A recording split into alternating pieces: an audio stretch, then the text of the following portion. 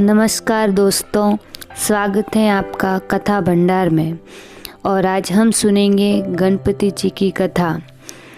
एक विप्र पत्नी थी। भगवान उसके मन और हृदय में बसे थे। प्रतिदिन मंदिर जाती, देव दर्शन करती और आत्म कल्याण के लिए कार्य किया करती। इतना करने पर भी उसमें एक कमी थी। वह अति कंजूस थी।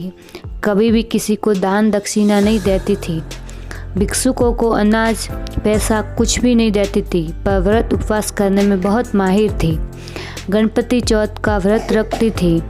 हर बार पार्वती पुत्र गजानन का दर्शन करने जाती और दूसरों को दान पुण्य करते देखती थी। एक बार उसके मन में विचार का एक तरंग उमड़ पड़ा, क्यों न मैं किसी ब्राह्मण को भोजन के लिए घर पर निमंत्रित करूं। बड़ी आयु वाले ब्राह्मण को भोजन का न्योता दूंगी तो वह बहुत लड्डू खा जाएगा। बालक या बटुक ब्राह्मण को निमंत्रण दूं, वह लड्डू कम खाएगा।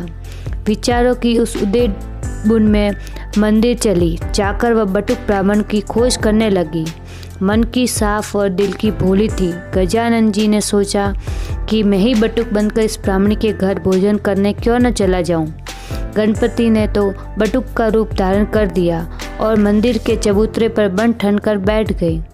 पीतांबर धारण किया, कंधे पर जनेऊ पहनी है। चबूतरे पर इस रूप में बैठे बटुक को देखकर ब्राह्मणी तो इतनी खुश हुई कि मानो अनदेखो आंखें मिल गई।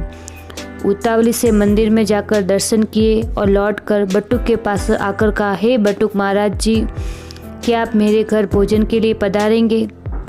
बटुक जी ने न्योता स्वीकार लिया और कहा कि मेरे भोजन की रसोई पवित्र स्थान में, पवित्र मन से, शुद्ध बर्तनों में और पवित्र जल से बिना चखे बनाना। हर्षित होकर स्त्री ने घर जाकर झटपट रसोई तैयार की। बटुक जी भोजन के थाल पर बैठे। बटुक का पेट छोटा मानकर स्त्री ने तो भोजन थाल में एक लड्डू, दाल, चावल, सब्जी आदि परोसे। बटुक जी ने तो लड्डू तुरंत खा ही लिया। स्त्री लड्डू परोसती रही और वामन जी लड्डू गपागप खाते रहे। लड्डू तो क्या, पूरी रसोई भी चट कर गई। वो तो सोचने लगी, देखती देखते रसोई के सारे बर्तन खाली खम नजर आए। भोजन जितना तैयार किया था सब बटुक जी के सागर रूपी पेट में समा गया। सिर्फ एक लड्डू से छोड़ा और डक्का लेते हुए कहा कि मैं अब तृप्त हो गया हूँ, पूर्ण संतुष्ट हूँ। प्रसादी के रूप में ये जो एक लड्डू बचा है उसे घर वाले सब खा जाना। यदि मेरी जरूर हो तो मैं मंदिर के चबूतरे पर ही मिल जाऊंगा। बटुक जी को भोजन दक्षिणा देकर विदाई ली। बाई सोचने लगी कि वामन देकर मैंने निमंत्रित किया था, ये तो विराट से भी आगे निकला। रसोई समाप्त हो चुकी थी। घर के लोग क्या खाएंगे। नई रसोई बनाने का समय भी नहीं है।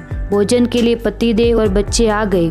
पति ने कहा कि बटुक जी सब खा गए, एक लड्डू में हम सबका कैसे पेट भरेगा। पति ने पत्तल उठाकर थाल में देखा और उन्होंने पाया थाल में चूरमे का नहीं सुवर्ण का मोदक था। उसने अपनी भोली भाली सीधी सादी घरवाली से कहा कि गणपति स्वयं बटुक जी का रूप धारण करके भोजन के लिए पधारे थे।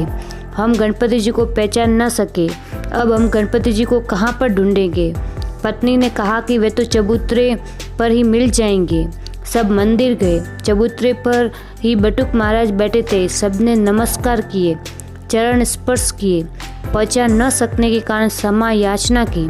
सुनकर गणपति जी ने कहा कि किसी को भी भोजन पर निमंत्रित करें तब उसे प्रेम से भोजन कराया जाए, उसके खाने का अंदाजा नहीं लगाना चाहिए। बोध देकर बटुक महाराज तो अदृश्य हो गए।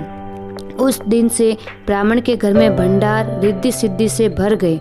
गणपति जी की कृपा जैसी विप्र पत्नी पर हुई वैसी कृपा और सब महर सब पर हो। जय गणपति महाराज।